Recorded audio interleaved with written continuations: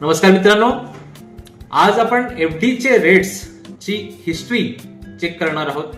1990 रोजी जेव्हा इकॉनॉमिकचं उदारीकरण झालं त्यानंतर सरकारने बँकना एक परमिशन दिली का एफडीचे रेट तुम्ही तुमच्याप्रमाणे डिसाईड करा. मग बँकांमध्ये काय झालं, बँकांमध्ये कॉम्पिटिशन सुरू झालं. एका बँकेने सांगितलं का मी 9% रेट ऑफ इंटरेस्ट देतो, एक बोलते मी 10% देणार, एक बोलते मी 11% देणार. असे करून मॅक्झिमम 1990 रोजी तुम्हाला 13% पर्यंतचे पण एफडीचे इंटरेस्ट मिळत होते.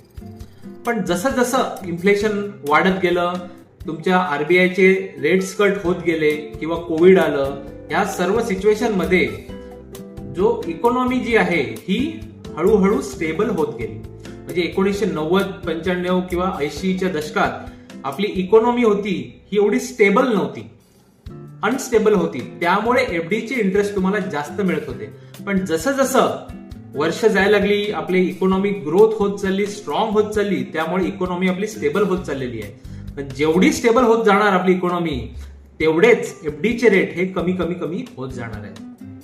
म्हणजे काय, जर आता तुम्ही बघाल युएस मार्केट ही डेव्हलप कंट्री आहे, त्याच्यामध्ये तुम्हाला 0.50 to 1% चे एफडीचे इंटरेस्ट रेट राहिलेले आहेत. मग इन फ्युचर आपण इंडिया डेव्हलपिंग कंट्रीमध्ये आहोत, तर इन फ्युचर आता 6% तुम्हाला मिळत आहे, तेच हळूहळू 2%, 1%वर पण येणार आहेत पुढच्या 15-20 वर्षामध्ये.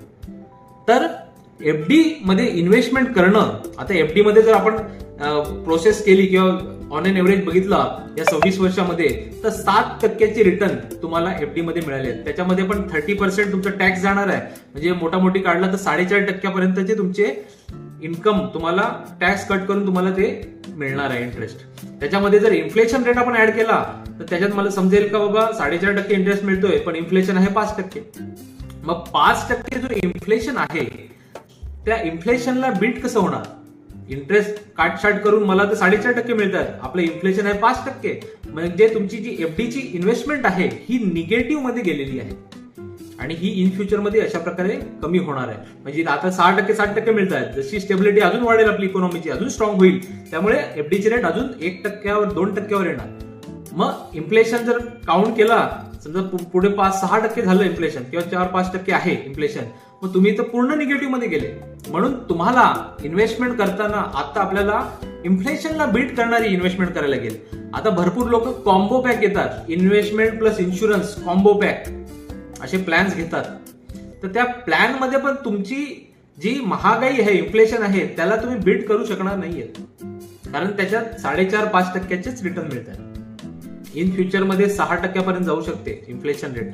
आता तुम्ही बघा का जिकडे तुम्ही पेट्रोल 10 वर्षापूर्वी 50 रुपयाला, 40 रुपयाला भरत होते, आज तेच पेट्रोल तुम्ही भरताय 100 रुपये, 120 रुपयाला.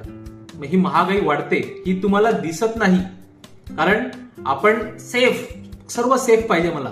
पण सेफ म्हणजे किती सेफ?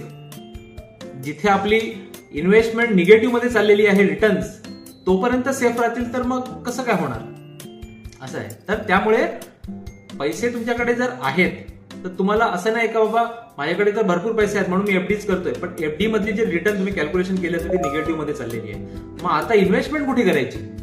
इन्व्हेस्टमेंट सेगमेंट जर एफडी किंवा तुम्हाला आपण सांगू शकतो का इन्फ्लेशन तुम्हाला बीट करायचं आहे, तर तुम्हाला इन्व्हेस्टमेंट करावी लागणार बॉन्ड्स आणि म्युच्युअल फंड मध्ये. कारण हेच सेगमेंट जे दोन आहेत हे तुम्हाला चांगले रिटर्न देऊ शकतात, इन्फ्लेशनला बीट करणारे रिटर्न देऊ शकतात. बॉन्ड्स मध्ये तुम्हाला 9% पासून ते 12% पर्यंत तुम्हाला एक फिक्स इंटरेस्ट मिळतो, आणि म्युच्युअल फंड मध्ये लॉंग टर्म मध्ये तुम्हाला 12 ते 15% पर्यंत ऑन एन एव्हरेज रिटर्न मिळतो. तर 2 डिजिट जो इन्व्हेस्टमेंट सेगमेंट तुम्हाला रिटर्न देईल, त्याच सेगमेंटमध्ये तुम्हाला इन्व्हेस्टमेंट करावी लागणार आहे. तर बेस्ट ऑप्शन जे आहेत, थोडे रिस्क मिनिमाइज करून बेस्ट ऑप्शन हे एक बॉन्ड आहे आणि एक आहे म्युच्युअल फंड. आज नाही केली तर उद्या किंवा परवा तुम्हाला या 2 सेगमेंटमध्ये इन्व्हेस्टमेंट करावीच लागणार आहे, तुम्हाला यावंच लागणार आहे. तर जेवढ्या लवकर येतील तेवढ्या लवकर चांगले रिटर्न बनू शकतात.